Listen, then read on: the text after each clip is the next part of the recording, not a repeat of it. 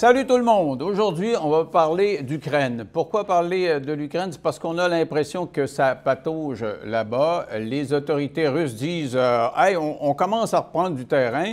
Les Américains branlent dans le manche à Washington. Il y a 60 milliards de dollars un peu gelés parce qu'on est en train de faire des débats là-dessus au Congrès, à savoir si on va envoyer ces armes-là au cours des prochains mois en Ukraine. Sur le terrain, qu'est-ce qui se passe exactement? Alors, on a pensé à inviter quelqu'un qui est allé sur le terrain, qui a encore des contacts très étroits avec les soldats qui y œuvrent. Avec moi, Wally. Salut, Wally. Salut, salut. Tireur d'élite. Ouais. Comment ça va? Écoute, on s'est vu quand même assez régulièrement à la télé. Et à ce moment-là, les dernières fois, tu étais sur place. Oui. Puis tu es revenu. Tu suis encore pas mal la situation. Là, oui, je suis encore impliqué. Je les aide avec un paquet de choses. Oui, ça fait 3 fois, en fait, que je suis allé en Ukraine. Là, donc, je suis un petit peu au courant. Puis souvent, je dis aux gens, je suis un peu une des personnes les plus informées, pour vrai, parce que je connais comment les soldats d'un tranché pensent. Je connais leur réalité, je connais comment les officiers des postes de commandement pensent, je sais comment les Ukrainiens pensent, je sais comment les Occidentaux pensent, les soldats occidentaux. J'ai des contacts dans des politiciens, dans des généraux de plusieurs armées. Donc, je suis un peu comme la personne au milieu qui a une expérience puis une vision un peu globale de la chose. Parce que quand tu étais là, c'était quand même pas facile. Je me souviens, une fois, on avait perdu le contact. Tu devais nous... Parce que tu nous appelais, on avait des rendez-vous précis. Puis des fois, tu disais... Je me souviens d'une intervention, là, on entendait des boum-boum. Tu disais, hey, on arrête, ça n'a pas de bon sens. Là, on est en train de bombarder. Tu étais à Kiev à ce moment-là. Non, on n'était pas à Kiev. Ce cas-là, on était à Lviv, qui est une ville vraiment isolée. Donc, tu as l'Ukraine ici, là. Ça serait, mettons, la Pologne. Puis c'est une ville à la frontière. C'est un peu comme la première grande ville proche de la Pologne. Tu étais quand même loin. Oui, on était très loin du front. Ouais. Puis, en fait, là, cette ville-là, c'était un peu l'espèce de nœud où toutes les... l'aide commençait à être acheminée, puis c'est aussi là que tous les journalistes s'enfuyaient. J'ai su que la situation, d'ailleurs, s'améliorait en Ukraine quand les journalistes commençaient à s'aventurer en dehors. Là. Ah ouais. En fait, on avait même des messages de personnes de plein de façons qui essayaient de nous contacter, des personnes riches, des journalistes, un paquet de monde qui nous disait « Venez nous sauver ». Ah ouais? Oh, oui, je n'aimerais pas de nom de qui, mais il y a eu un paquet de monde, dont des riches, qui... Pendant qu'on se dirigeait vers l'Est. T'as pas ton numéro de téléphone quand il appelait? Non, mais il y a des contacts, une telle, peu importe, là, où il y avait un réseau, à un moment donné, des pages Facebook, etc., qui est de gens riches qui étaient prêts à payer des méchantes grosses sommes pour se faire sortir de Kiev. Et j'ai su, par après, quand la situation s'est stabilisée, environ, je dirais, quelques semaines plus tard, là, quand les Russes ont été repoussés de Kiev, etc., puis la situation était un peu plus sous contrôle, que quand les journalistes recommençaient à retourner dans l'Est, dans Kiev, etc., j'ai su que la situation était mieux. Mais à l'époque, quand on a eu l'entrevue, j'étais à Lviv, un petit peu en retrait. On ne disait pas c'était où. Mais c'était à l'époque que les Russes commençaient. C'était les premiers jours. Les Russes avaient une supériorité aérienne. Donc, les jets passaient au-dessus de nous. Là. On savait Parce pas que tu étais parti très tôt. Là. Moi, c'est ça, dans les premiers jours. Moi, il y a eu l'invasion. Parce qu'en Ukraine, ils n'appellent pas ça la guerre. Hein? Ah ouais. Le début de la guerre, c'est 2014. Puis là, ils appellent ça, là, en fait, là, en anglais, le full-scale invasion. Ils disent c'est la grande invasion, mais la guerre, ça fait longtemps pour les Ukrainiens qui est commencé. Nous, on va dire que la guerre est commencée en 2022. En tout cas, petite parenthèse. Mais j'étais allé dans les premiers jours. Là, on était à Lviv. Puis là, il y avait des avions, etc., qui passaient. Il y a eu d'ailleurs une base qui a été bombardée, où j'ai été, une base d'étrangers. Moi, je trouvais ça très dangereux qu'ils concentrent des ressources dans des bases identifiables. C'est un peu comme si tu mettais plein, tu avais une guerre avec les... Je donne un scénario X avec un pays. Je dirais pas les Américains parce que ça serait vraiment pas une bonne chose, mais mettons avec un grand pays, puis là, on mettait des ressources à Valcartier ou dans une base connue. Tu sais, je veux dire, ça serait dangereux. Tu caches, il faut que tu caches ça. C'est ça, exact. Puis j'ai été dans cette base-là, Yaroviv, puis je me rappelle que je leur ai dit... Qu'est-ce que vous faites, là, restez ici? T'sais. Puis il me disait, la guerre, c'est loin. Donc, j'étais loin, dans un sens, mais j'étais proche parce qu'il y a eu des frappes, là, 2 jours après, je pense. À cette base-là, il y a eu plein de morts. Je connais des gens qui m'ont raconté ça, c'était assez atroce. Mais des missiles balistiques, des bombardements, il y a eu un paquet de morts. Mais donc, on était loin du front, mais en même temps, pas loin dans un sens parce que l'ennemi pouvait nous frapper n'importe où. Ça, c'est au début. Mais là, tu t'es approché et tu faisais partie d'une espèce de bataillon ou de peloton de forces étrangères. C'était quoi? En fait, la manière que tu poses la question, c'est un peu comme C'est confus, mais c'était confus. Ouais. En fait, d'un point de vue strictement administratif, j'étais un touriste. Ah ouais, un touriste qui arrive avec... il te fournissait la mitraillette ou t'es arrivé avec tes armes? Pas nécessairement. Là, j'avais pas d'armes. En fait, une des questions des journalistes, c'est... avant qu'on rentre, on avait contact, mais c'était tellement improvisé. Mais c'était nécessaire, l'improvisation, parce que je connais l'histoire militaire, puis je me disais, ce pays-là peut s'effondrer en quelques semaines. Moi, j'avais en tête la France en 1940, les nazis ont pris la France en 1940 en 6 semaines. Ouais. Et le gros de la bataille s'est décidé en environ 3 semaines. C'est ce que Poutine pensait, de toute façon. Là. Donc, moi, j'étais là, il faut se garrocher au front. La rapidité d'exécution est plus importante que la perfection d'exécution, donc il fallait se dépêcher en acceptant des risques. Un des risques, c'était une planification moins détaillée. Donc, on avait plein de contacts, on rentrait là, on recevait des messages, OK, choisissez vos armes. On appelait ça le Amazon des armes. Fait que là, OK, tu veux tel gun, lance-missile, etc. Ah ouais? Finalement, quand je suis rentré, les journalistes me posaient la question c'est quoi tes armes? Puis j'étais gêné de dire que mon canif, c'est mon arme de défense. Puis en fait, c'était chaotique. Puis dans cette place-là où on a eu l'entrevue en premier, je pense, je sais pas si c'est après ou avant notre entrevue, là, mais à un moment donné, ça a cogné à la porte. C'est une espèce de vieux bâtiment soviétique, là, de l'ère communiste. Puis c'est moi qui ai ouvert la porte. Puis quand j'ai ouvert, c'était une grosse porte. C'est massif, ces portes-là. C'est comme des portes de coffre-fort. Là. Ça a des grosses barrures là, en métal. J'ai ouvert ça. Il y avait un SWAT team ukrainien. Il y avait les armes j'avais les armes dans ma face. J'ai fait comme allô? Faites votre job. Ton arme ou quoi? Non, en fait, il y en a qui pensaient qu'on était des espèces d'espions. Ah, OK. Parce qu'il y avait des soldats britanniques avec nous. Ils étaient très jeunes. Puis ils n'avaient pas tous de l'expérience. Puis ils étaient très bruyants. Puis très peu. Disons que ça n'aurait pas fait des bons espions. OK, mais toi, on s'est fait rapidement parce que ta réputation te précédait. J'ai vu des reportages, justement, dans des médias britanniques. Je pense que c'est dans le The Guardian ou The Independent. On te voyait rentrer là, comme une vedette, une star. C'était Willie le sniper canadien. C'était ridicule, mais en même temps compréhensible. Quand je suis rentré, il y avait, ça commençait à prendre de l'ampleur alors que je suis rentré. Puis là, on disait que le meilleur sniper au monde tuait 40 Russes par jour. Moi, j'étais comme, écoute, là, je suis content si j'ai un pistolet. J'ai rien. OK? Fait que c'était un peu des jokes entre nous autres, là, parce que j'avais rien. Là. J'étais pas au front. J'avais aucun moyen. J'essayais juste de démêler tout ça, OK, dans les premiers jours qu'on est rentré. On allait voir des commandants, mais là, c'était compliqué, etc. Parce que ce que je sentais, c'est que Zelensky avait fait un appel aux armes. Il avait dit aux étrangers, OK, les vétérans, venez-vous-en, sinon, venez nous donner un coup de main. J'ai répondu à l'appel. Par contre, les Ukrainiens ont fait cette erreur-ci, c'est qu'ils ont lancé l'appel, mais ils n'ont pas donné des directives. C'est un peu comme si Trudeau disait, du jour au lendemain... Puis, un équivalent, ce serait comme si Trudeau disait, écoute, on a besoin de médecins, donc tous les médecins, venez nous aider. Mais là, OK, il y a du monde qui atterrisse. Là, tu as 400 médecins qui atterrissent à Trudeau, à l'aéroport de Trudeau, puis ils sont là, salut, je suis là. Tu fais quoi? Personne n'est... Là, le gars à la douane, il va faire, je sais pas, moi, j'ai pas de directive, j'ai rien. J'ai quelqu'un qui, à la télévision, a dit, venez-vous-en, mais à part ça, il n'y a pas de directive. Mais t'es allé 3 fois. Donc, ça s'est amélioré à chaque fois. Non, c'est la surprise. Ah ouais? Ah ouais. Au début, j'étais vraiment patient avec les Ukrainiens parce que c'était le chaos. Puis après ça, je leur ai dit, écoute, là, il faut faire les choses de la bonne façon. Puis ça n'a pas tourné de la façon, pour toutes sortes de raisons. Là, c'est vraiment des raisons assez, comment je peux dire ça? Il y a beaucoup de nuances. Fait que je vais essayer de nuancer puis de ne pas trop y aller loin, mais comment je pourrais dire ça? Quand je suis retourné la deuxième fois, ma première erreur, ça a été de quitter l'Ukraine. J'aurais dû quitter plus tard. Ça a été ma plus grande erreur que j'ai faite. Ma deuxième plus grande erreur, c'était d'y retourner. Okay? Mais c'est ta blonde qui ne voulait pas que tu retournes. Oui, c'est ça. Puis, je me souviens. Il était enceinte, deuxième enfant. Là, je retournais encore. C'était une catastrophe, point de vue familial, etc. Puis là, je retournais encore pour, cette fois-ci, comme commandant. OK? Puis là, je me suis perdu dans les méandres bureaucratiques, politiques. J'ai parlé au bureau du président Zelensky. À un moment donné, ils m'ont renvoyé dans une autre unité. Là, j'avais le commandant en chef qui m'a donné une autorisation. Là, j'essaie de faire ça simple. Mais il y avait beaucoup de problèmes de gestion, de bureaucratie, etc. Je n'étais même pas capable d'avoir un permis pour mon arme personnelle. Ah ouais. J'avais un paquet d'embûches. Mais je me suis fâché avec eux autres.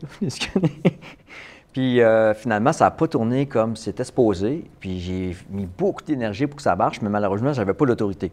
Moi, je leur disais aux Ukrainiens, écoutez, vous me donnez des responsabilités, mais vous ne me donnez pas l'autorité. Vous devez donner les deux en même temps. Donc, il me faut des papiers, il me faut des autorisations. Moi, je ne peux rien faire si vous ne me donnez pas. Mais as-tu été sur le lieu des champs de bataille? La deuxième fois, ça? Oui. OK. J'ai eu plein de problèmes bureaucratiques. Après ça, par contre, on faisait avancer un peu le dossier. On s'était pris un poste de commandement dans une ancienne place que j'avais conquis à Boutcha, non loin d'une fosse commune. C'est qu'il abattait des gens quelques mois plus tôt. Donc, c'est assez ironique parce que j'habitais une maison qui était anciennement sous occupation russe, il y a quelques mois, là, passés. Les Russes avaient tiré dans les caméras de sécurité, en fait, autour de c'est une grosse maison, un peu comme une espèce de villa. Là, C'était assez... c'était moderne, cuisine, une belle cour, des grandes fenêtres. C'est ça qui est surprenant avec cette gare-là, c'est que tu es comme dans un environnement moderne. Ouais. Une place de riche, mais tu es en guerre. Un peu, tu sais. C'est quand même assez en moyen, là. C'est une place... c'était beau, là. Mais tu dis fosse commune, c'est qu'il y avait beaucoup de morts. Mais à 300 mètres de là, j'avais une des fosses communes où les Russes avaient abattu des gens comme les nazis dans la Deuxième Guerre mondiale. Là. Je me souviens de... J'avais un McDonald's pas loin de là, des cafés zen comme qu'on prend ici à Montréal, qui réouvraient. Mais à côté du café, tu as, exemple, une barrière avec plein de trous dedans, parce qu'il y avait un obus qui est tombé là il n'y a pas longtemps. Peut-être j'apprenais qu'à côté de notre maison, on appelle ça une dîme. Dîme, c'est le mot ukrainien pour maison. On appelle ça la dîme, le quartier général. À côté, il y avait, il nous disait, faites-en pas, sont vraiment, ils peuvent pas être des espions pour Russes parce que son mari est mort à cause d'une bombe, puis l'autre côté, lui, il s'est fait blesser, fait que ils seront pas du mauvais côté. Mais il y avait des espions russes un peu, il fallait faire attention. Mais tout ça pour dire qu'on avait cette maison-là, un centre de commandement, puis il est arrivé un paquet d'affaires qu'on pourrait parler après. Mais à un moment donné, je me suis fâché, puis là, je leur ai dit, écoute, moi, je m'en vais au front, puis vous m'arrêterez. Je m'en vais pas de papier, puis tout. Je voulais passer un point. Je me suis rendu proche de Donetsk, proche d'Alès, proche des bombardements, etc. Puis là, il est arrivé, là, j'étais prêt à partir. Puis là, mais j'avais une arme vraiment, comme une arme de chasse un peu de petit calibre, là, vraiment inadéquate. Toi, tu es un sniper de haute précision. Non, mais c'était une arme, c'était même pas adéquate, j'avais pas de portée. Puis là, on commençait à recevoir les ordres de mission pour se rendre. Puis là, c'était proche du front, mais c'était pas le front. T'sais, on entendait les obus tomber un peu, mais c'était pas comme... C'est un peu comme des coups de tonnerre. C'était peut-être à 10 km du front environ, 10-15 km. Donc, c'est ce qu'on appelle la zone de combat. Donc, on commence à faire attention, les drones, l'aviation, etc. Mais c'est pas le front. Ce qu'on appelle la ligne zéro. La ligne zéro, c'est vraiment, il n'y a rien en avant de toi. Là. Les Russes sont là. Puis, on n'était pas là. Fait qu'on se préparait. Puis là, il est arrivé plein de choses. Premièrement, ma grand-mère est décédée. Bon, ça arrive, elle était malade. Après ça, c'est ma conjointe, sa mère, elle tombe dans le coma. Elle tombe dans le coma, sur le bord de mourir, ma femme est enceinte. Puis j'avais promis, j'ai dit, écoute, s'il arrive quelque chose aussi grave, là, le protocole, c'était... Je m'en retourne. J'ai pas le choix. Dans l'armée, on faisait ça. Fait que j'ai pas le choix, mais j'ai patience. J'ai dit, OK, on donne 2 jours, je pense. Si ça ne s'est pas amélioré, je vais faire ce que je t'avais dit que je ferais, donc je vais revenir. Et c'est ce qui est arrivé, mais il est arrivé d'autres choses. C'est que ceux avec qui j'étais supposé de partir en mission, ironiquement, ils se sont fait blesser tout de suite après mon départ. Fait qu'est-ce qui serait arrivé si j'avais été en mission, je ne sais pas. Puis après ça, j'étais un peu fâché parce que j'étais encore sur mon appétit. J'étais comme, OK, là, au moins, je vais faire quelque chose. Mais pourquoi ton appétit? C'est de l'adrénaline que tu... Bien, je voulais aussi être utile. Je voulais faire mon travail, etc. Puis là, ça tout avait mal fonctionné. Je partais des gens qui me voyaient comme le commandant des troupes étrangères, la Légion internationale, à je suis même pas capable d'avoir une arme. Je suis comme une espèce de fugitif sur la ligne de front. J'étais vraiment frustré de ça. Là, finalement, moi puis mon ami Carlos, un Américain, on dit, OK, on veut juste comme faire de quoi. OK, on a pris le truck, pas de gun, rien, OK, parce que je savais que j'allais me retourner. On s'est dirigé vers une zone de front, en touriste, là. C'est complètement stupide. Complètement stupide, OK? Puis là, à un moment donné, on s'est ramassé une place, on a passé un checkpoint. Là, c'était très glauque, hein? C'était l'automne, c'est presque le mois de novembre, gris, déprimant, boiteux, très, très glauque. On passe un checkpoint, le checkpoint des Ukrainiens nous dit « good luck ». Après quoi, on y a pensé, pourquoi? On s'en va là, il y avait un village tout cassé, typique un peu de la zone proche du front, mais c'était encore loin du front, c'était pas un problème. Mais là, à un moment donné, on s'en va, je sais pas pourquoi, mais je regarde ma navigation, j'avais encore un signal de Google, fait que j'ai regardé la route, etc. Puis là, il me disait de passer quelque part. Je trouvais ça bizarre qu'ils me disent de passer là, mais j'ai suivi. On s'est perdu dans un chemin, là, dans le fin fond d'un champ abandonné. On reste pogné dans la boîte, un pick-up, erreur à ne jamais faire, complètement idiot de ma part, je le savais, là. En Ukraine, tu ne voyais jamais un véhicule. La boîte, là, c'est comme de la glace, là. Tu peux avoir une petite pente comme ça, là, puis tu vas slider de côté, tu vas pogner dans la grosse boîte du champ à côté. Complètement stupide. C'est pour ça qu'ils disaient qu'au printemps, on n'attaque pas. Ah, c'est la boîte, c'est comme la météo pour l'aviation, mais pour les troupes au sol. C'est fou, là, il faut le voir pour le croire, là. Tu peux avoir 2-3 mètres de boîte, tu vas caler. Donc, t'es pogné là, mais les ennemis là, sont pas loin. Là. T'as une minute. On se pogne là, puis là, on sort, puis là, ça me tente puyer, quoi. 3 heures de l'après-midi, il fait sombre déjà, on est perdu dans le fin fond, là, je sais pas où. Là, on est comme, OK, j'étais curé, je veux juste foutre le camp d'ici, aller m'acheter un sushi à Kiev. Okay? C'était notre objectif de la journée, je veux mes sushis à Kiev. OK? Je vais conduire 10 heures s'il faut, je veux mes sushis. OK, je suis tanné. OK? Fait que là, on dépoigne ça, on met des branches en dessous, je creuse la boîte d'en face, tout le kit. Finalement, j'ai réussi de peine et de misère à sortir ça du champ. Là, je m'en vais à côté de la trêve. Là, je suis comme dans la tourbe, là, tu sais. C'est comme un champ plus abandonné. Fait que c'est comme du foin qui traîne. Là, je dis à mon ami, écoute, reste là, moi je fous le camp d'ici, je veux plus rien savoir, je veux mes sushis. Fait que là, je dis, je vais clencher, puis quand je vais être sorti de cette merde-là de boîte, là, je vais te faire un signe, là, je vais klaxonner, peu importe, puis tu viendras me rejoindre. Fait que là, je pogne le pick-up, une Toyota, je pense. Je clenche ça, 4x4, je veux juste sortir de là. Fait que là, à fond le caisson. J'avais l'annonce de Dodge Ram. Quasiment, là, tu sais. Fait que là, à un moment donné, j'arrête, après 300 mètres à peu près. Je fais, OK, je pense que je suis correct. Je charge, je m'en vais en avant, prendre une petite photo. C'est une journée de merde, mais on va s'en rappeler comme quelque chose de drôle après. Fait que je m'en vais en avant, puis là, comme soldat, j'ai tout le temps le réflexe de regarder autour, tu sais. Là, je regarde, je fais comme, oh ben, tabarnak. Un champ de mine. T'étais dans un champ de mine? J'étais dans un champ de mine. Arrête donc, toi. Les mines anti-char, là. Ouais. Il y en avait une comme là. Des assiettes, j'ai une photo là? de ça. Ben en fait, ça ressemble à ça, mais c'est Ouais. enterré. Puis là, tu as Ouais. comme le détonateur qui ressort. Puis d'après moi, il a été installé quelques mois avant. Puis l'herbe avait comme tombé à cause de la pluie. Fait que je voyais comme les détonateurs. Il y en avait qui se voyaient moins bien que d'autres. Mais il y en avait un là, un là, un là. J'avais arrêté, là. Ça, c'est le devant du pick-up, là. Je te dis, là, à côté de toi, le champ de mine commençait. OK? Là, mon ami est arrivé. J'ai fait, viens ici voir ça. Je te jure, tu sais, dans les films, là, quand que la mâchoire tombe, Parce que tu roulais 6 pouces de plus. ben 1,5 mètre à peu près. OK. J'ai même fait des photos, il lui a pris une vidéo. Puis là, on s'est rendu compte qu'il y en avait d'autres en arrière. Ça, c'était comme la partie comme que Donc, il fallait que tu s'en reviennes à travers ça. Fait que là, comme dans les films, tu sais, quand tu dis, OK, je vais marcher dans mes pistes, là. Ouais. C'était vrai. Fait que là, on est revenu. Puis là, il y avait une mine, j'ai une photo, là, tu vois la trace qui passe juste à côté, là, tu sais. Elle frôle le détonateur, là. Honnêtement, j'aurais éclaté en morceaux. Fait que, encore une fois, je m'en sors. Lui, il capotait, là, Carlos, il était comme... Il fait juste pas en revenir, tu sais, il capotait. Là, j'ai dit, je suis tellement tanné, là. Je vais reculer dans mes traces, puis après ça, je vais prendre... Là, je ne mettrai pas de mine, j'étais l'ennemi, OK, ou peu importe qui les a mis. Je vais clencher là, je ne me tente même pas de déminer, je suis juste tanné. Puis je vais clencher là, puis j'ai clenché dans les trous de boîte, dans tout ce que tu veux, puis j'ai sorti de cette merdier-là. On a une chance, là. Mais j'ai eu mes sushis.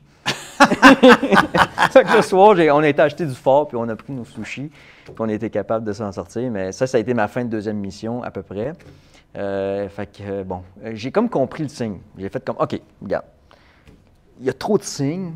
Je suis un peu un gars de signes. Tu sais, quand il y a trop de signes qui s'accumulent... Ben, ça marche pas, là. Quand tu forces, puis tout est contre toi, puis là, c'est rendu sur un champ de mine que j'arrête comme juste en avant.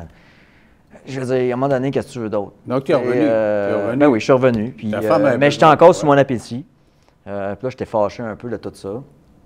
Puis là, on pourrait compter toutes sortes d'autres détails parce que je suis tourné une autre fois. J'ai annulé mes vacances de famille. Mais disons que tu reviens la troisième fois. Là. Ouais, la troisième fois, écoute bien ça. Là, il y a 1 an à peu près. J'annule mes vacances de famille. Ma famille s'en va dans le sud sans moi parce que j'attendais mes ordres. Hey, ta femme, elle doit être fâchée après toi souvent, là. Un petit peu. Ouais. OK. Surtout pour avoir de l'adrénaline. En tout cas, mettons... Non, mais moi, je pense que c'est nécessaire. OK, tu retournes la troisième fois. Là, je me dis, écoute, j'attends mes ordres parce que la contre-offensive s'en vient, l'été.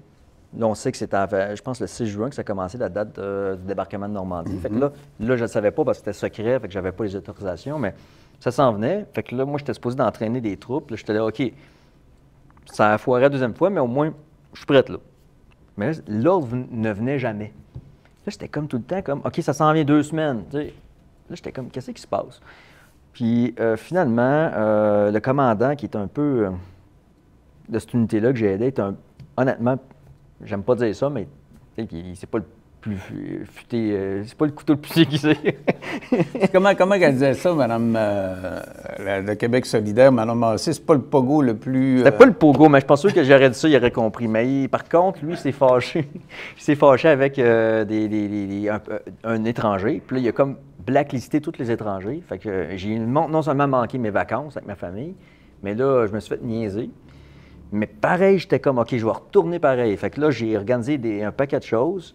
Puis là, il y a un gars à qui j'étais supposé d'aller, il se fait arrêter. Parce que c'est un étranger, c'est comme moi qui avait pas pris d'autorisation et qui avait été un peu niaiseux. Fait qu'il s'est fait arrêter par la police, qui est un peu ironique. Tu t'envoies d'un pays, puis la police t'arrête. Mais bon, il s'en était sorti, mais ça avait comme pendant un temps tombé à l'eau, ce plan-là. Là, j'avais une autre équipe. Puis là, c'était rendu ridicule. Là. Ma femme me disait, tu te rends compte que c'est complètement ridicule ton affaire? Là? C'est comme, c'est toi contre toi. Là. Okay, c'est comme... Tu vas là, puis c'est ridicule. Okay? Mais non, j'y vais pareil, puis blablabla. Puis, fait que là, je m'en vais là-bas. Écoute ça. Le jour où je rentre en Ukraine, le gars qui est supposé de m'accueillir meurt. Okay? Le jour. Tu étais dans tes signes encore. Là. Oui. Et là, ma femme dit... Tu vois pas, tu comprends-tu, là, à un moment donné? Qu'est-ce que ça va te prendre, tu sais? Le jour précis, c'est comme... J'ai fait, OK, j'écoute. OK, là, c'est assez. Fait que j'ai fait comme, OK, là, pour l'instant, c'est pas mon temps d'aider. Je l'accepte. Je vais aider comme je peux, mais honnêtement, à un moment donné, il faut que je comprenne, là. C'est comme, qu'est-ce qu'il te faut, là? Tu sais, des chantiers. Là, tu as dit, c'est fini, j'en reviens. Des gars qui meurent à côté de moi, première mission, j'ai ça qui se passe. T'en as vu beaucoup des morts, quand même, là. Oui. Puis, des gens que tu connaissais. Ils sont sortis sans rien. Des gens que tu connaissais, oui, des en fait, le dernier qui est mort, c'est celui avec qui j'ai rentré en Ukraine, qui est un Québécois. Ah ouais? Jeff, oui. Qui est mort il y a quoi, 1 semaine et demie, je pense. Qui est encore impliqué. Ouais, il est mort. OK, oui, j'ai vu ça aux nouvelles. Ouais. Ah, tu le connaissais? Oui, absolument. Ben oui, je suis rentré avec lui en Ukraine. Puis je me rappelle que lui, il m'avait dit, alors qu'on était de Lviv, on s'en allait vers l'Est, au front, dans son Jeep. Lui, il me disait... Wally, toi, tu as un bon karma, mais moi, il n'est pas bon. Ah ouais. Et tu vois, regarde, là, il vient de décéder au combat. Puis là, tu es ici, tu es revenu, tu es en contact avec tous ces gens-là. Oui, je les aide encore de toutes sortes de façons. Mais je leur ai dit, moi, je veux un rôle. Donnez-moi l'autorité. Si vous ne me donnez pas, je ne peux pas vous aider. As-tu un rôle? As-tu un titre? Là? Aucunement. Là, OK. Parce que les mentalités changent. Mais ce qui se passe, c'est que quand je suis arrivé la deuxième fois, la première erreur, ça a été de quitter, la deuxième erreur, ça a été d'y retourner.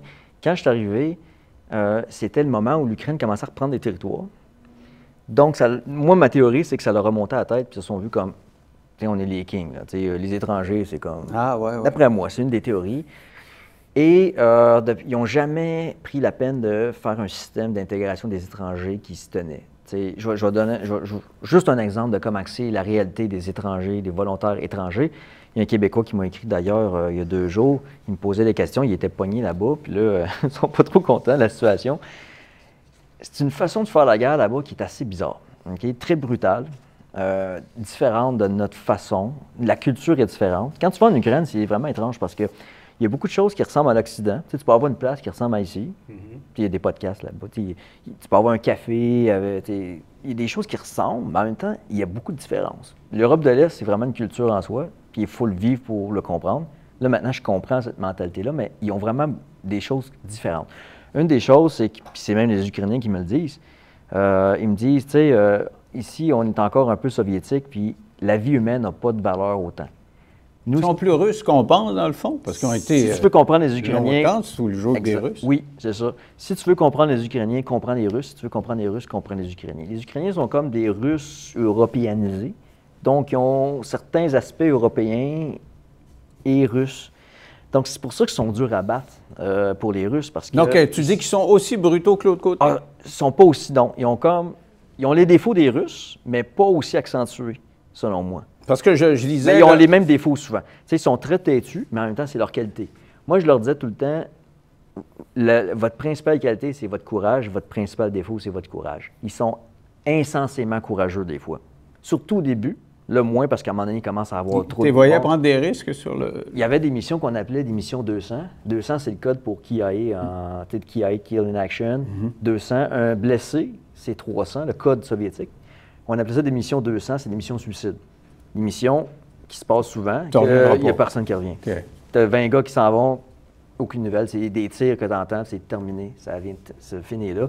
Fait qu'ils ont une mentalité de sacrifice. Tu sais, quand tu croises les gens dans la rue, là-bas, souvent, je prends le monde me reconnaît quand j'y vois. Des fois, je me sens comme une espèce de premier ministre. Ça se passe aux nouvelles, là-bas. Oui, beaucoup de monde, même encore aujourd'hui, étonnamment, me reconnaissent. Puis, tu sais, comme la façon de se saluer, c'est, on dit Slava Ukraini. Ça veut dire gloire à l'Ukraine. Puis ça, il faut répliquer Héroim Slava, gloire aux héros. Ils sont très fiers, sont très sacrifiés. Le sacrifice pour eux, c'est une valeur forte. Fait qu'ils sont très brutaux, sont très dans le on va se donner pour la patrie.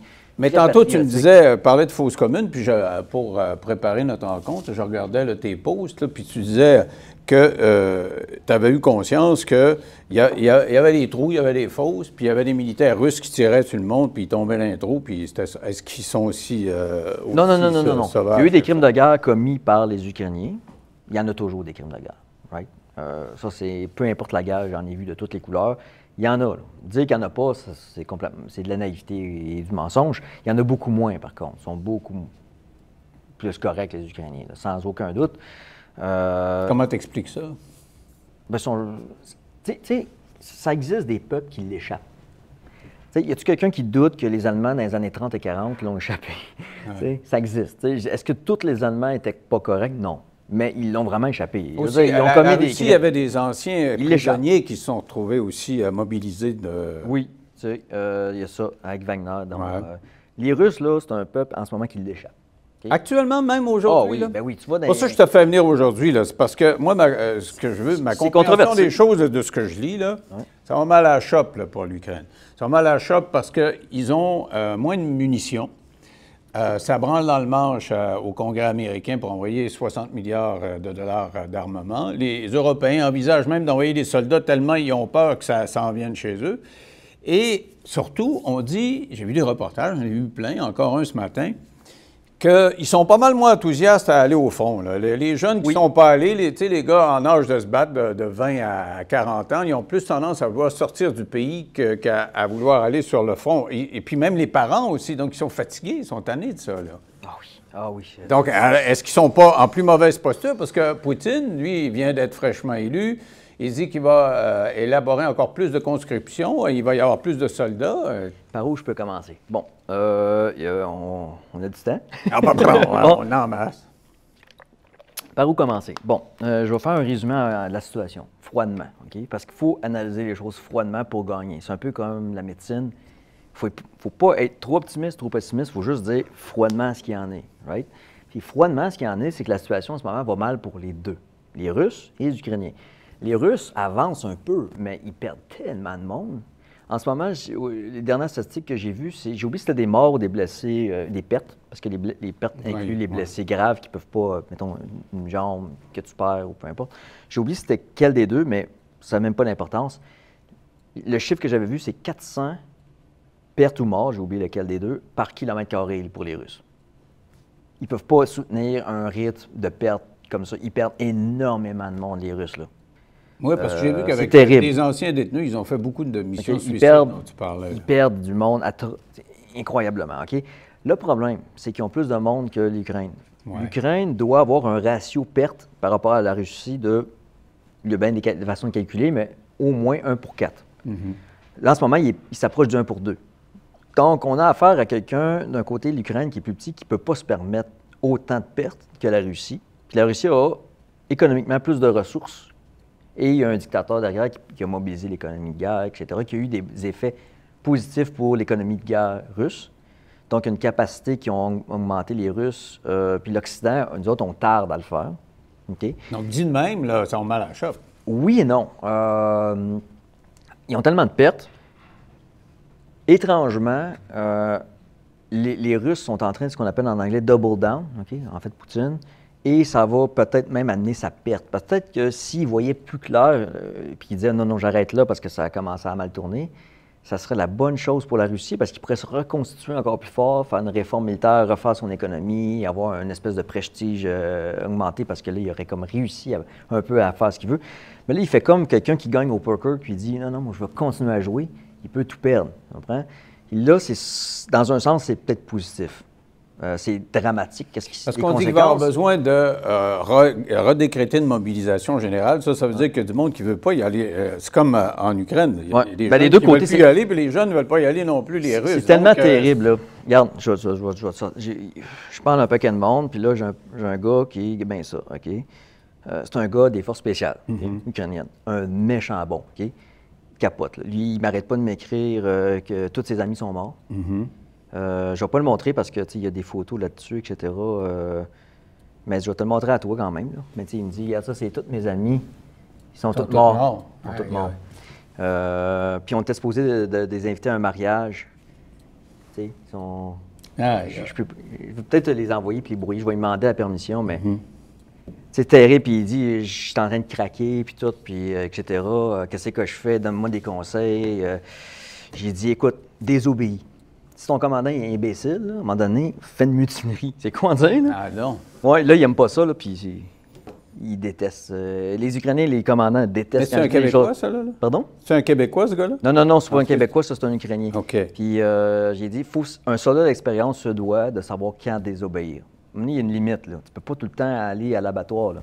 Parce que là, il dit, mes amis, ils acceptent toutes les missions, puis ils sont morts parce que, ils font juste oui, oui, oui, je vais, puis ils se font massacrer, t'sais. C'est une preuve, là, l'attitude de ton chum que le moral est en baisse, en Ukraine. Oui, le moral est en baisse, mais ils sont tellement fiers, puis ils savent qu'ils n'ont pas le choix. Tu sais, à un moment donné, tu peux pas, qu'est-ce qui va arriver? Tu peux pas dire, on se rend.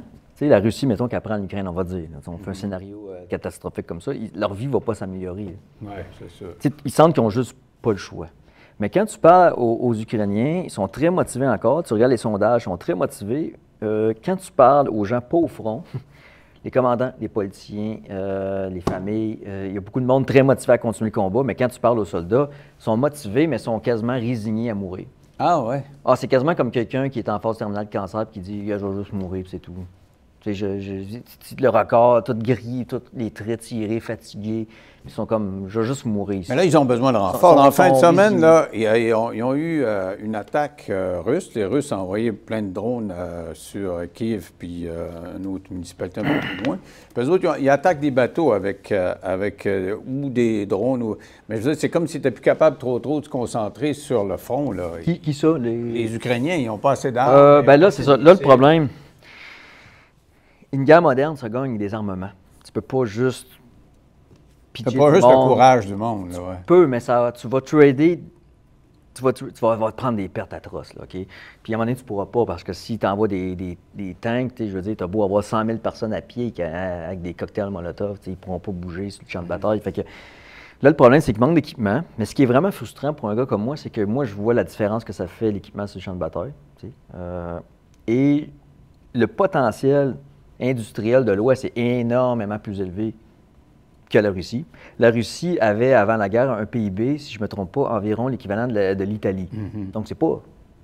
Sauf que là, tu l'as souligné tantôt, c'est une économie de guerre. Si on ils voulait ont battre tourné leur l'Italie, production vers la production d'armes. C'est ça. Mais le potentiel industriel en Occident est énormément plus élevé. Là, je veux dire, puis on a un savoir-faire ici, des armes extrêmement bonnes, etc. Mais il manque de volonté pour l'instant. Mais historiquement, c'est arrivé souvent que les démocraties se réveillent tardivement, mais quand ils se réveillent, ils font comme « OK, enough is enough ». Deuxième guerre mondiale en est l'exemple parfait. Chamberlain, le premier ministre, en 1938. Tu avais Hitler qui a fait l'accord de Munich. Ouais. Puis il s'est fait applaudir en descendant de l'avion comme le sauveur de la paix. Il a juste reporté la guerre, c'était pire ça. Encore. Donc, quand Churchill est arrivé, il leur a promis de la sueur, des larmes. C'est ça. Ben, tu sais, là, la question est, est-ce qu'on va se réveiller à temps? Parce qu'il va y avoir des conséquences. Là, mais là, on a vu que Macron a dit, hey, peut-être qu'on enverra des soldats. Là. Mais ça, c'est des suppositions. Mais moi, je veux revenir sur le terrain des vaches. Là. tu étais là, tu as vu les gens souffrir. Comment ils se motivent aujourd'hui, là? Ben, des fois, ils ne se motivent pas. J'étais une place Il y en dans a l'Est. qui fuient, littéralement. Il y a plein de choses qui se passent. Une des choses que je trouve très triste, c'est dur à comprendre ici, dans le confort, pas de notre foyer, mais le confort du studio. Il y avait eu, exemple, un gars qui s'est suicidé, nous autres, une des places. Honnêtement, c'était, je pense, l'endroit le plus déprimant que j'ai jamais été de ma vie. Sur le front de l'Est, là. C'était sur le front avec des morts. Il y avait des morts tout le temps. C'était terrible. Puis c'était tellement fort, la pression. Puis il y avait des jeunes qui n'avaient jamais vécu la guerre là-dedans. Ils étaient patriotiques, mais il y en a qui n'étaient plus capables. Okay? Il y en a un qui s'est tué. On avait des sacs de couchage là, dans le sous-sol d'une école, là, sur la garnotte. Puis en tout cas, c'était vraiment chaotique. Moi, je dormais dans la salle des professeurs parce que les vitres étaient tout pétées, puis il y avait de l'air frais. Fait que moi, j'aimais ça parce qu'en bas, il y avait eu un poêle à bois. Un peu comme on était ici, là, où, je ne pense pas qu'on voit que les caméras, mais il y avait percé un trou dans le béton, OK? Puis il y avait quelqu'un qui avait mis une pipe avec un poêle à bois dans le sous-sol d'église. Puis c'était tout renfermé, on respirait mal, t'entendais les bombes. Moi, j'étais comme, on va se faire démolir, ils vont nous envoyer une bombe marine là-dessus. Finalement, non, c'est pas arrivé, mais ils nous bombardaient en tabarouette, là. Mais bref, la pression était tellement forte. Puis à chaque jour, il fallait rouler des sleeping bags de gars qui mouraient. Se suicidaient? Non, qui mouraient. Qui mouraient, mais tu as dit... Mais il y en a un qui s'est suicidé. Ah oui? Oui, et après, c'était trop fort. Est-ce que tu as des signes avant-coureurs? Est-ce que le gars se plaint avant ou ça arrive juste de même? Oui, il y a des signes avant-coureurs. Je peux très bien comprendre comment que ça marche. Si tu es exposé longtemps au front, là, le temps n'est pas le même. Une semaine au front, c'est comme 2 mois de vie. Ouais. Le temps n'est pas la même chose. C'est rough, c'est gris, c'est froid, c'est brutal, c'est violent, des fois, ça dépend du secteur. Il y a des secteurs pas si pires, là, mais quand tu es dans des secteurs chauds, là, où tout le monde meurt, souvent, il y a des vidéos bizarres qui ressortent d'Internet, des deux côtés, mais surtout du côté russe, parce qu'ils sont encore plus démoralisés du côté russe. Ils sont encore plus maltraités. Puis soit tu vois des choses très étranges, puis que les gens ont de la misère à s'expliquer. Moi, je peux les expliquer. Je vais te donner un exemple. Tu as un gars qui est dans une tranchée, ça s'est fait bombarder, ça ressemble à la Première Guerre mondiale. Le gars, il fume. Okay? Tu le vois l'image, là? Comme ça, là, un Russe. Puis là, il y a un drone, tu sais, qui lance des bombes, ukrainien. Puis là, le gars, il est là, il dit au drone, « Allô? » Il est encore lique, là. Comme il est rendu, il s'en fout. Puis il fait comme, « Hey, j'en ai un autre, là, un Russe. Okay? » Le Russe, l'autre, il est dans une tranchée, assis de même, puis il fait juste comme un enfant qui dit, « Moi, je veux juste fermer les yeux, puis ça va finir à un moment donné. » Je te jure, okay? Il y a une vidéo, je l'ai même là-dessus, là. Le drone, il fait comme « Ah, OK. » Il s'en va en haut du gars, là. Il drop la bombe. Le gars, il se laisse faire. La bombe tombe à côté de sa tête, une grenade. Le gars, il se laisse... Puis là, tout éclate. Ah, ouais. Puis l'autre, après ça, il fait comme... Il regarde ça, il s'en fout. Puis là, après ça, le drone s'approche de l'autre. Puis là, l'autre, il fait comme « Hey, il va me lâcher une bombe. » Puis il lâche la bombe. Là, il y a une espèce de petit sursaut d'instinct en lui qui fait comme « Ah, faudrait peut-être que je me lève. » Il se lève, tout croche. Boum, ça casse sa jambe. Puis il tombe, il est en train de mourir là. Ça, des histoires de même, il y en a pas mal. C'est comme si tu étais nerveusement tellement à bout que tu n'as plus de ressources pour t'auto-protéger. Tu viens, tu shut down, tu es comme, je m'en fous. Donc, c'est pour ça qu'habituellement, après une semaine ou deux... Mais moi, j'ai déjà été dans des états un peu de même. Okay? Ah oui? Mais tu ne sortais pas du front dans ce temps-là? Il te repose pas? Oui, mais des fois, tu n'as pas le choix. Ah ouais? Okay? Puis, mais des quel fois, état tu avais? Raconte-moi l'état que tu avais, toi. Tu deviens... j'ai jamais été à un niveau de même, mais j'ai déjà été à un niveau comme de « Hey boy, c'est rough », puis tu fais juste comme... C'est dur de se garder discipliné puis de faire les bons moves parce que t'es comme mentalement ramolli parce que t'es tout le temps sur le stress. Puis à un moment donné, tu fais juste... T'es comme sur l'autopilot zombie puis tu fais comme, il arrivera ce qui arrivera. C'est vraiment bizarre. Là, il faut que tu te shakes puis tu fasses comme, non, attention, là, OK? Réfléchis, couche-toi, pense à tes choses, t'sais. Puis souvent, tu as des gars qui surtout les soldats conscrits qui ont moins d'expérience qui sont psychologiquement moins préparés, ils viennent par shot et down. Puis ça, je l'ai vu des deux côtés, mais on le voit surtout du côté russe. Les Russes sont encore plus amochés psychologiquement, puis ils finissent par avoir des espèces d'aspirations quasi suicidaires, comme on voit ça, comme je viens d'expliquer. Puis ça, c'est quand même pas rare. C'est commun, ouais. Des fois, tu vois des gars qui se laissent mourir dans des trous en groupe, là, puis ils font plus rien. Ils ont comme jeté la cervelle. Oui, ils se laissent comme mourir là. C'est vraiment terrible, là. Tu as un gars, à un moment donné, moi j'ai plein de gars qui m'envoient des vidéos, puis des fois ça se partage entre soldats, puis c'est non censuré, là. Puis tu vois un gars, à un moment donné, un Russe, qui, dans un temps froid, un peu comme de ce temps-ci, il s'en va dans un ruisseau, puis un drone qui le pogne, bien, ça casse une jambe, tu sais. Puis il n'est plus capable de nager, mais tu vois qu'il il se laisse aller, puis il est en train de se noyer en même temps, de mourir au bout de son sang, puis il gigote dans l'eau de même, puis à un moment donné, il arrête de bouger, dans l'eau frette glacée. Donc, ceux qui voient ça, ils sont traumatisés, dans le fond. C'est un traumatisme par-dessus l'autre. Tu vois ça, tu le subis proche. Moi, je l'ai vu de proche, là, des catastrophes de même, là, de monde qui Mais c'est ça, tu as passé par un psychopathe souvent, toi. Non, mais c'est vrai, là, les premières fois que je t'ai vu en entrevue, quand tu étais arrivé avec des balles, parce que c'était sniper. As-tu snipé un petit peu là-bas? Oui, ouais, mais pas beaucoup. Okay. Ben, le sniper, c'est celui qui vise de loin. Tu es un tireur d'élite, c'est le cas de le dire. Puis quand tu étais en Afghanistan, c'est ça que tu faisais, tu étais tireur d'élite. Tu es arrivé avec des balles. Des restants de balles, ça a tué un tel, puis ça, c'était mon centième, ou je sais. C'était quoi tes chiffres? Non, j'en ai pas tué beaucoup, là.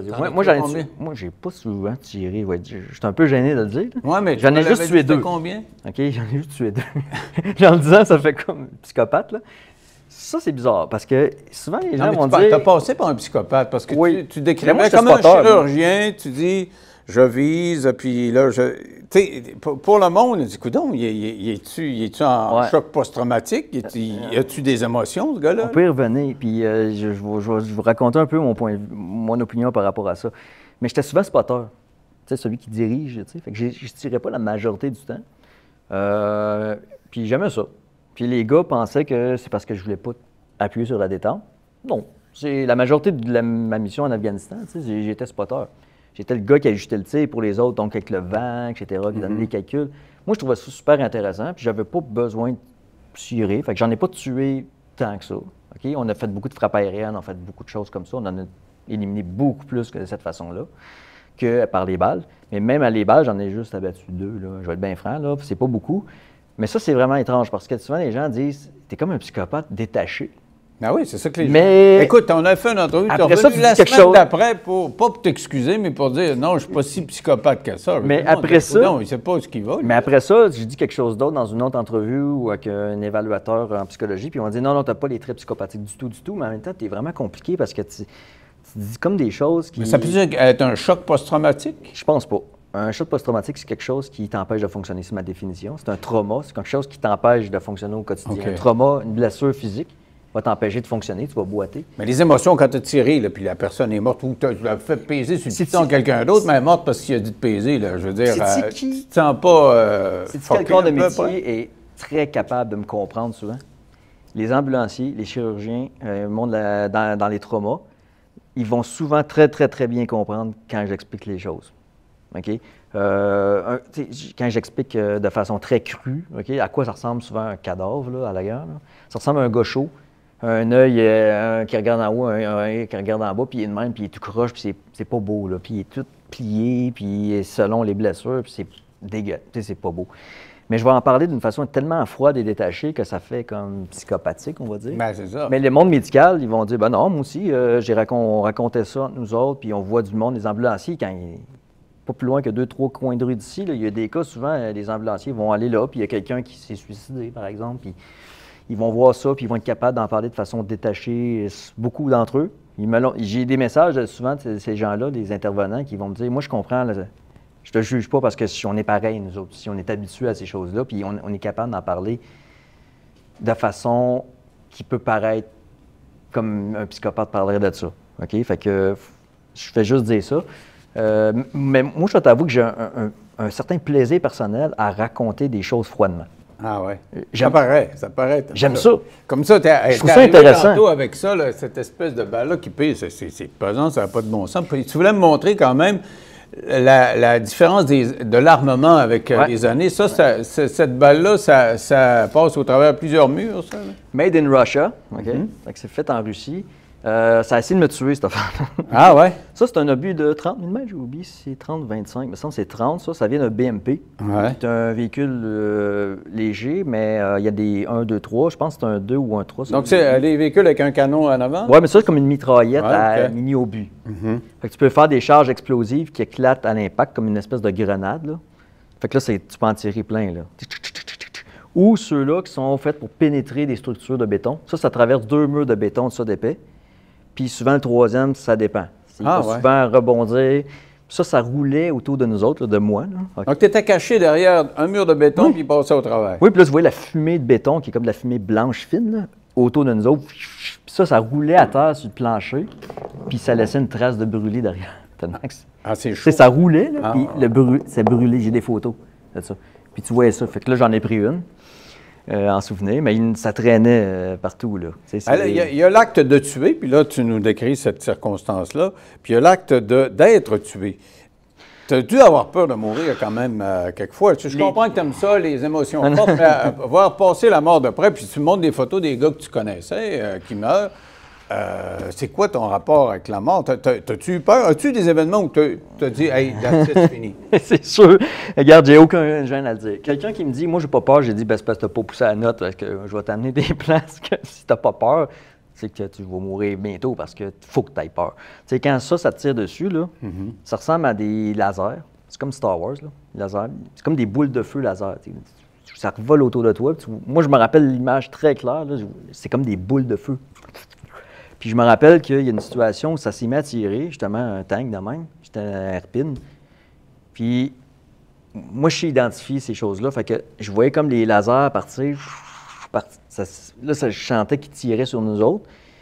Puis là, à un moment donné, c'était un tunnel. Tu vois, ça va vite, là. C'est comme... Puis le bruit là-dedans.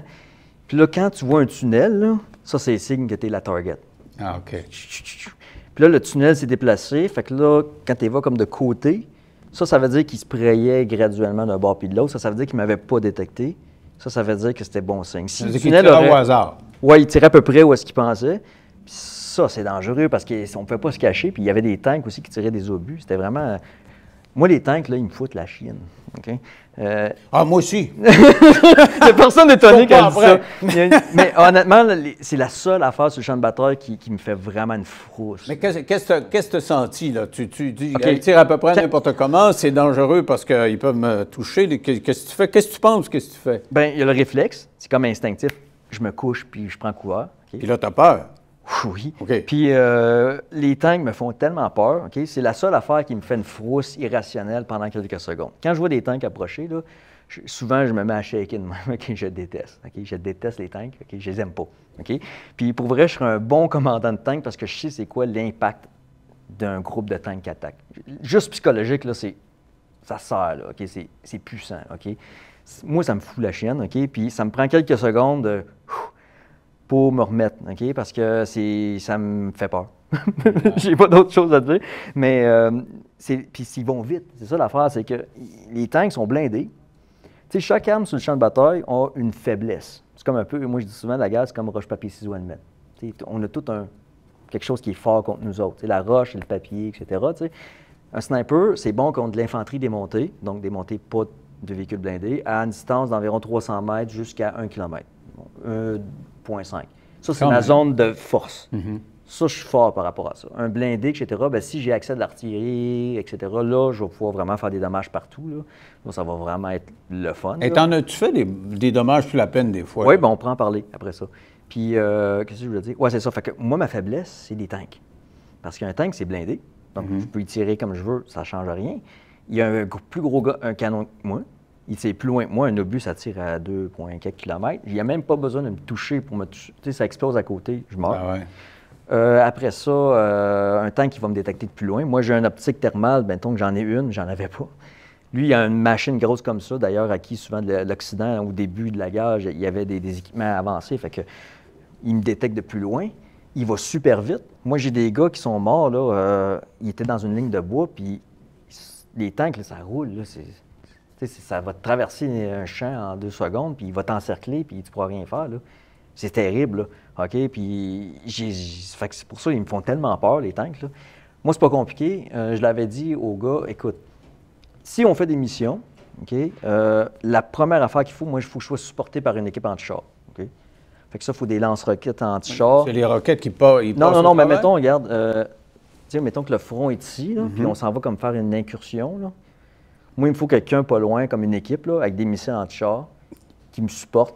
Ils frappent sur les chars. Parce que si tu y vas tout seul, là, le problème, c'est que souvent, ils vont comme faire une percée, ils vont comme clencher, puis ils vont comme Et puis ça, là, c'est comme... Il y a rien à Il y en a faire. plein qui sont morts comme ça. Fait que moi, je disais tout le temps, ça, il ne faut pas s'aventurer. Si on s'aventure comme tactique, il faut vraiment un groupe en arrière, caché, là. Puis là, mettons, tu vas être, je sais pas moi, à 800 mètres en avant. Puis là, ils vont être cachés eux-mêmes. Ils vont mettre leurs armes, mettons, dans une cabane ou peu importe. Puis ils vont attendre, s'il y a une incursion, là, ils vont pouvoir les canner, tu sais. Mais aller tout seul dans le vide, moi, je fais pas ça. Puis il y avait d'ailleurs des Ukrainiens au début, quand ils me posaient des questions, hey, qu'est-ce que tu as fait comme genre de mission? Puis je racontais des missions d'hélicoptère, d'incursion en Afghanistan, mais c'était pas le même genre de mission. Eux autres me croyaient pas. Il y en avait certains qui me disaient, c'est pas vrai, t'as pas fait ça, c'est impossible de faire ça. Parce qu'en Ukraine, si tu fais ça, tu vas juste te faire décimer. ouais. Tu peux pas prendre un hélicoptère, puis traverser le front, puis faire une mission en arrière. Ton hélicoptère va se faire abattre. Il y a des armes antiaériennes, etc. Donc, Qu'il n'y avait pas en Afghanistan. Bien, il y en avait un petit peu, mais il y avait comme une... C'était pas comme une ligne de front clairement, fait qu'il y avait des zones où tu pouvais contourner, puis c'était pas le même contexte. C'était différent. Hein? Fait que là, ils me disaient, c'est pas vrai, c'est impossible, tu peux pas faire ça. Puis il avait raison, tu peux pas faire ça en Ukraine. Bien, tu peux, là, mais tu vas juste te faire détruire. Puis d'ailleurs, les Russes l'ont appris à la dure. Au début de la guerre, ils ont fait des assauts aéroportés, puis ils ont mangé tu vois des vidéos avec des hélicoptères qui se je rebattent. me souviens de ça au puis, début. Mais parle-moi des dommages que tu as faits, toi. Pas tant que ça. Pas tant que ça. Je vais t'avouer, bien franchement, là, mon sprint. À un moment donné, j'ai fait une entrevue à, c'est quoi LCI, le plateau de Rochebain, là? Un espèce de tout le monde en parle, du super sur stéroïdes, là, qui va super vite. Ils ont un style bien particulier, les Français. Puis là, ils me posaient plein de questions. Des fois, ils m'invitent, puis il y a des généraux là-dessus. Il y a plein de monde qui me pose des questions. Puis ils me disaient, bon, vous, là, Wally, qu'est-ce que vous faites là, dans cette sorte de situation-là? Puis moi, je les regarde, je fais comme, survivre. Je n'essaierai même pas de faire une tactique compliquée de contournement. Honnêtement, là, je vais te le dire, c'est comment la vraie guerre. Okay? La vraie guerre, là, c'est que tu as une ligne de front, puis ceux qui sont au front, là, qui font juste encaisser des coups. Okay? Il n'y a pas d'affaire de on va faire une tactique à la Rambo, puis il n'y en a quasiment pas de ça. Okay? La réalité, c'est que tu vas juste te faire rentrer dedans par tout ce que l'autre côté a à sa disposition. Aviation, infanterie, artillerie, etc. Tu sais, une guerre, c'est quoi? C'est tenir un territoire. C'est quoi qui tient un territoire? C'est de l'infanterie, ultimement.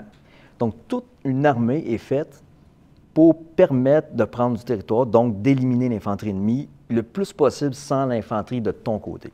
Okay? Fait que tu as tout un immense arsenal, okay, qui est fait pour ça. Okay? Donc, détruire les dépôts de logistique, bombarder les centres en arrière, bombarder la ligne de front, de l'artillerie, des tanks, des missiles guidés, toutes sortes de systèmes. Puis quand c'est rendu un combat soldat à soldat, c'est rare. Il y a plus, dans le temps de Napoléon, ça marchait de même. C'est ça. 3/4 du travail se fait avant. Puis les gars, ils vont mourir. Là, c'est ça que je dis aux jeunes soldats. J'ai dit, écoute, attendez-vous pas à avoir un corps à corps avec des Russes, là, avec un couteau, puis ça, oubliez ça. Okay? Ça, c'est une couple de fois que ça va arriver. Mais la majorité des cas, là, c'est que tu vas attendre dans une tranchée, un commandant plus ou moins intelligent va te dire, va là, tu ne sauras pas ce qui va se passer, tu vas attendre, puis tu vas juste manger des obus à la tête, puis tu vas mourir comme ça. OK? C'est ça la réalité. C'est pas, on va faire une mission, puis on va contourner. Non, arrête. OK? Donc, tu es en train de me dire, moi, j'ai risqué ma vie, j'ai risqué ma vie familiale aussi, mon mariage, mes enfants, tout ça, pour... Non, c'est nécessaire. On l'a fait. J'ai pas fait grand-chose. Attends, je vais t'amener à un autre point aussi, OK? C'est nécessaire, cette ligne-là, OK? Parce que comment ça fonctionne, puis où est-ce qu'on a fait des pertes, OK? C'est là qui est vraiment intéressant. C'est que, exemple, on est à Irpin, on prend un territoire, j'ai fait des reconnaissances. C'est là que les Russes pensaient, puis c'est là que j'ai fait me faire tuer par des tanks aussi. Fait que là, dans le documentaire, on est retourné filmer des endroits après, c'est vraiment hot, là. Mais bon, fait qu'on faisait des missions de reconnaissance, dont moi, puis il y avait des snipers qui ne revenaient pas, là. Ils partaient, puis il y avait moins d'expérience au début de la guerre, fait que les snipers, ils se faisaient pogner. Ils rentraient quelque part, puis on n'avait plus de communication avec eux autres, puis ils étaient décédés. Moi, j'étais une de ces patrouilles-là qui partait faire reconnaître les positions russes, parce qu'on ne savait pas trop c'était où, il y avait une zone grise. À un moment donné, on a su qui était où à peu près, parce qu'on a failli se faire tuer. Okay. Fait que ça a été une catastrophe, là, mais elle était nécessaire, la catastrophe. On a bien localisé les positions ennemies. Puis là, avec l'information de nous et d'autres, des drones et tout ça, ils ont fait une offensive, mon groupe, même si on était en infériorité numérique par rapport aux Russes. Puis on a repris un terrain avec un raid. Puis là, on s'est caché. Il était vraiment bon, mais les commandants ukrainiens, là, on s'est caché. C'est là que d'ailleurs, ils nous ont attaqué avec ça. Puis là, l'ennemi a fait une contre-attaque, OK? Montait dans leur flanc parce que les autres voulaient pousser dans une autre place. OK? Sais-tu comment ça s'appelait pas? je sais pas, j'ai Mouchan. C'est-tu Mouchan? J'ai comme un blanc. Pas grave. Mais bon, ils poussaient dans un autre secteur, puis là, nous autres, on voulait comme les prendre dans le flanc. Puis on a attaqué proche d'une place qui s'appelait, tu peux regarder sa carte, là, Spa Amiral, un spa, là. C'est un peu bizarre de dire j'attaque proche d'un spa. Attaquer un spa? Et on s'en va au spa. Ben oui, sur la carte, tu regardes, OK, il y a le spa Amiral, là, qui est tout détruit aujourd'hui. Fait que le spa là, l'école est là, le McDo est là. C'est ça, là. Les films de guerre quand on. C'est ça, les ordres de mission. OK, on va pogner, on va aller marcher l'école, on va aller là, ça se peut qu'il y ait de l'ennemi, blablabla. On a pogné un secteur. Là, tu vas me dire comment tu as fait des pertes. OK? Comment ça marche pour vrai, là, pour gagner une guerre. Je donne la recette. OK? Tu t'en vas, tu te mets dans une posture défensive le plus possible parce que c'est beaucoup plus facile. Puis tu forces l'ennemi à se déployer des troupes. Puis là, toi, tu prépares tes moyens contre l'artillerie, etc. Puis c'est là que c'est payant. Okay? Donc, toi, ta force, c'était de pouvoir pénétrer puis de dire à l'autre gang, vous tirez là. C'est ça, c'est à ça que tu as servi. C'est ça qui est payant. OK, ça, c'est payant. OK? On appelle ça fixer et détruire en langage technique là, de militaire. Donc, tu fixes, tu forces l'ennemi à déployer ses troupes. Puis là, si tu veux une image à quoi ça ressemble, là, un front comme ça ressemble à une espèce de sous-marin avec des gens qui se communiquent plein d'informations. Puis là, tu avais un gars qui communiquait avec l'artillerie. Puis c'est ça qui faisait que ça marchait. Fait que ce tank-là qui m'a tiré, il a été détruit. OK? Puis je m'en suis même pas rendu compte sur le coup, c'était après, là, il a brûlé. On le voyait pas, il était à côté des arbres, c'était flou. Mais des fois, je les voyais se déplacer. C'est là que j'avais peur en tabarouette, parce que ça ressemblait à... Si quelqu'un veut une image, là, c'est le film Private Ryan. Oui, avec Tom Hanks. Quand tu vois les tanks approcher dans la ville, là, ça ressemblait à ça. Mais pas vrai. Fait que c'était le même. Puis avec l'artillerie, etc., c'est ça qui a fonctionné. On a touché leur dépôt à un moment donné. Moi, je me rappelle, j'avais mes jumelles. Là. Puis il y avait un gym qui est aujourd'hui vraiment reconstruit, étonnamment beau. Puis je me rappelle encore comme c'était hier, je regarde en travers mes jumelles, il y avait des arbres, des obus de raid dans la face des Russes. Boum! OK? Le gym se met à brûler. Il y avait un treadmill pour faire du... Il y avait les flammes en arrière. C'est quand même un peu surréaliste. Puis ils ont eu des bonnes pertes parce qu'à un moment donné, ils ont pogné quelque chose dans l'artillerie par chance, un dépôt de munitions, puis ça a fait une méga boule de feu. Ils ont eu 2 ou 3 tanks de détruits, 2 au moins. Je ne sais pas le troisième s'il a été détruit. Puis là, ils ont comme fait... Okay, ils ont commencé à retraiter, puis là, on a eu des renforts. C'était à la fin de la bataille d'Irpin. Puis là, on les a guidés, puis ils ont tellement talonné les Russes après ça. Là, ils ont vraiment eu beaucoup de pertes. Donc, ta satisfaction, toi, c'est d'avoir contribué à ça. C'est comme ça que ta poussée d'adrénaline sert à quelque chose. C'est comme ça que tu gagnes. En terminant, c'est quoi les odds que ça s'arrête, cette guerre-là? Parce qu'il y a plein de gens qui disent « OK, il faudrait négocier avec Poutine, c'est assez. » Comment tu vois ça? Là? Toutes les guerres ont une fin. Donc, autant c'est désespérant quand tu es dedans, il y a une fin. Okay? Il y a toujours une fin. La plus grande guerre, c'est quoi, 100 ans quand tu mais c'était pas 100 ans d'intensité. Mettons que ça allait moins vite qu'aujourd'hui. Le problème, c'est qu'ils ne peuvent pas toffer des deux bords éternellement. Fait qu'il va y avoir un épuisement. Mais moi, ce que je pense, malheureusement, ce qui risque d'arriver si ça continue, c'est qu'il va y avoir une extermination mutuelle. L'Ukraine et la Russie sont en train de s'effacer. Leur jeunesse sont en train de se démolir. Les hôpitaux en Ukraine sont remplis de jeunes, plus de jambes, amputés, des gars de 22 ans. Ils n'ont pas d'argent là-bas, hein? Fait que, il n'y a pas de système comme ici d'aide. Fait que c'est plein de post-traumatiques déjà alcooliques qui battent leurs femmes, puis qui sont violents, puis ils sont plus là pantoute. Ils retournent à Kiev, puis là, il y a des bars, le monde, ils boivent, puis ils sont frustrés parce qu'ils sont comme la guerre, vous oubliez la guerre. Mais les Russes, c'est pas très drôle non plus, les reportages qu'on voit là. Non, c'est dégueu. Là, donc, tu dis, on est en train de gaspiller une génération. Oh, oui. Y a-tu quelqu'un qui va être capable? Bien, ça va être une guerre d'attrition, la pire des guerres, mais malheureusement, c'est souvent une des façons que les guerres se finissent. J'écoute beaucoup de choses sur l'histoire militaire, tu sais, puis on met trop d'accent dans les écoles militaires, les officiers, etc., sur ce qu'on appelle la guerre de manœuvre. C'est-à-dire, on va encercler, puis on va faire des manœuvres compliquées. La réalité, c'est qu'historiquement, c'est l'attrition souvent. Okay? L'attrition étant la destruction. C'est celui qui épuise ses ressources. Finalement, il y a un côté qui reste des ressources. Bien, les Russes en ont plus. C'est sûr que si potentiellement plus. n'aide pas plus, c'est fini. Donc, là, c'est ça le problème. C'est que là l'Ouest et l'Ukraine ont le potentiel de gagner cette guerre-là assez facilement, honnêtement. Mais la question, c'est est-ce qu'on le veut? Et pour le vouloir, il faut être convaincu de la nécessité de la chose. Le problème, c'est qu'on a tendance à penser que c'est une espèce de conflit comme un autre. Le problème, c'est que peut-être qu'on va se voir dans quelques années puis on va se dire l'Ukraine n'était que le début. Ouais. Parce que si on dit, OK, on signe la paix, c'est que là, qu'est-ce qu'on est en train de faire? C'est on envoie la recette au monde entier de comment gagner des guerres avec l'Occident de l'autre bord. C'est l'usure, le temps. On est très impatient en Occident. Donc, dès que tu toffes, tu gagnes. Tu n'as pas besoin d'être le meilleur, tu as juste à toffer. Okay? Fait que tu peux t'en sortir en faisant des crimes contre l'humanité, des agressions, des bombardements, etc. Tu peux t'en sortir comme dictateur, par exemple. Il faut juste que tu toffes le temps. Après ça, ils vont jeter l'éponge. Comme en Afghanistan, comme en Ukraine, par exemple, l'Ukraine, ce sera fini. Donc, c'est ça le danger, c'est que là, on pense, comme avant la Deuxième Guerre mondiale, qu'on va signer un accord puis la paix va arriver magiquement. Non. La Russie va être dans un meilleur état stratégique dans quelques années parce qu'ils vont avoir un prestige, ils vont avoir la Crimée, donc ils vont pouvoir reconstituer leur flotte. Ils ne vont pas arrêter là. Il faut pas... quand on regarde... Et c'est l'argument d'Emmanuel Macron, c'est-à-dire qu'il faut les arrêter tout de suite. Mais ils n'arrêteront pas. Parce là. que... il l'a prouvé maintes et maintes fois. En fait, quand tu regardes les déclarations de Poutine, ça ressemble beaucoup aux déclarations d'Hitler avant la Deuxième Guerre mondiale. C'est... Typiquement, là, je fais l'espèce de recette du discours hitlérien ou Poutine ou whatever, comme on l'appelle. Bon, ils vont tout le temps jouer à la victime. Genre, ah, c'est l'Occident parce qu'il s'approche de nous, etc. On veut protéger des minorités, les minorités russes du Donbass, par exemple, comme Hitler disait qu'il fallait qu'il protège les minorités. Ils vont toujours dire que la prochaine étape, c'est la dernière. Après ça, on est correct. On veut la paix. Mais il va toujours avoir une autre raison. Je suis en train d'oublier, je voulais te poser une question tannante, là, parce que en préparant, j'ai vu qu'il y a un Québécois qui dit que la brigade normande formée de vétérans de l'armée canadienne et auquel s'était joint le sniper Wally derrière l'armée des volontaires ukrainiens est dirigée par le néo-nazi Dmytro Yarosh. Donc, ta gang, ce serait lié à un... Il y a de toutes les... C'est pas vrai, ça?